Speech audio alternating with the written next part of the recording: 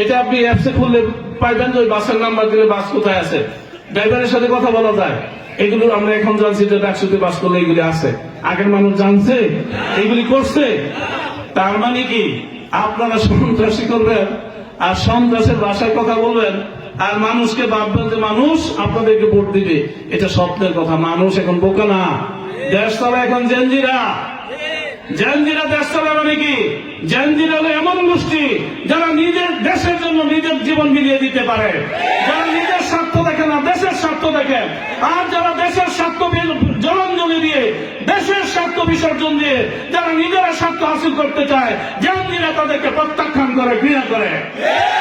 এটা আজকে রাজনীতির মূল বিষয়। কিন্তু তারা জেনজি নাই বলে, তারা জেনজিদের ধারণা, কনসেপ্ট, প্রিজাম্পশন এটা তারা করতে পারছে না।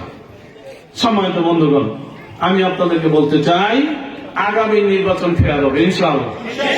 আমরা ফেয়ার করবো ইনশাআল্লাহ। নির্বাচনকে কারো হাতে তুলে দিব না, কোন চাঁদা